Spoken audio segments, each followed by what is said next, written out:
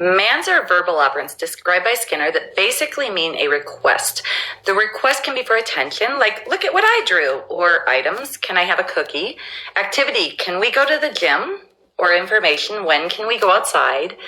Or removal of something disliked or really aversive that you just want to get away from, such as, can you turn down your music, or I can't stand the screaming.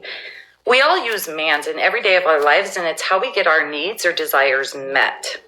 So here's a baby, and let's say the baby, for the first time, said the word juice for juice. What happens? Parents get really excited and give the baby juice and maybe say something like, juice, you're right, this is juice. The baby has received both the juice as well as his parents' social reinforcement through excitement. So the next time he wants juice, he says, "Ju," and the same thing happens. He gets the reinforcement of the juice and the social reinforcement, and again and again. His demand or his request was met with social and tangible reinforcement until he's a toddler requesting juice 2 million times a day, and parents are ready to pull their hair out when they finally introduce the word no. But typically in the beginning, that man is consistently reinforced because it is so exciting. The parent's excitement and constant response has taught the baby that words have power and value. So let's talk about autism for a moment and how core deficits of autism can affect the skills of manding. The two most significant deficits affecting manding are communication and social deficits. Children with autism early on show signs of limited and sometimes no language or words to express their needs. Their social deficits affect this skill because the parents' big attempts, yeah, that's juice, look, Jew, aren't reinforcing because people with autism don't respond or don't know how to read social expression. So the child doesn't have the word juice, and the parents' expressive attempts aren't reinforcing. With those two things lacking and the child wants juice, how does he get it? Most kids with autism learn that tantruming works, especially if the challenging behavior gets him what he wants. Now, many people with autism have language skills and sometimes can talk quite a bit, but this doesn't mean that they don't have language deficits that can affect their communication of mands. In working with an adult with autism who had amazing self-examination skills, he described it this way. This screen is how he imagined the neurotypical brain's organization of language. We learn words, and they are categorized into neat files that when our brain needs to pull out that word, we can quickly and efficiently find it. And then he described his brain's organization of language files like this.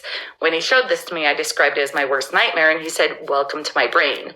He described having to search through all of these files to find the word that he's looking for, and then went on to describe how much harder it is to search for the word that he wants when he's upset, saying that it's almost impossible, especially if another person is telling him what to do over and over and over again, which basically disrupts his search.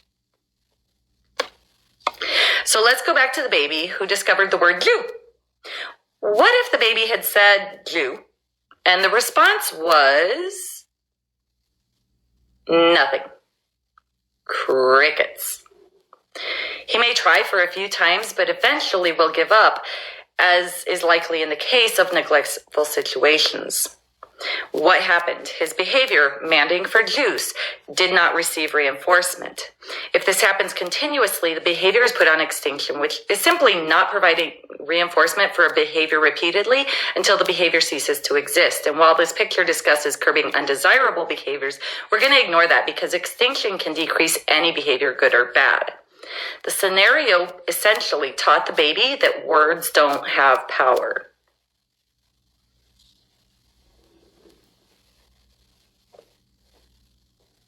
So what happens in cases of physical abuse, domestic violence, sexual abuse? The man that is the most important in all three cases is a man to stop. What would happen if they had tried? Their mans were put on extinction and maybe even possibly met with more abuse. Their words don't have power. So two things happen when a child does not learn that their words have power.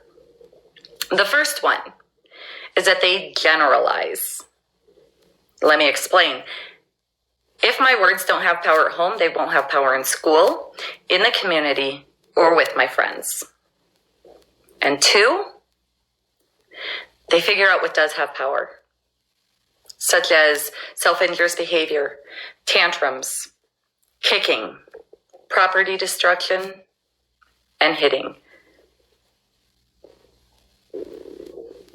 So what can we as adults do to help them overcome this? We can say yes. Let's take my friend Ricky. Ricky has an abuse and neglect history, frequently has meltdowns when he's told no. This is his teacher, Mr. Smith. One day, Ricky asks, "Can I have a piece of paper to draw on?" To which Mr. Smith replies, "No, you don't have, you have to do your worksheet first." Now, this would be a totally normal denial for a typical student. Students who learn no in a healthy home and have a learning history that their words sometimes have power and sometimes don't. But Ricky grew up in a situation where his words had no power. Yet here he is in a situation where he took the chance and tried to use his words. This would have been a perfect opportunity to show Ricky that his words have power, and in doing so, would have built the kind of trust so that down the road, Mr. Smith's denial could be accepted.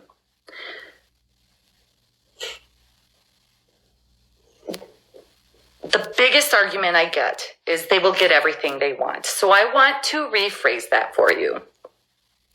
I want you to think they are learning to use their words instead of engaging in challenging behavior. They are learning to trust that I will respect their words.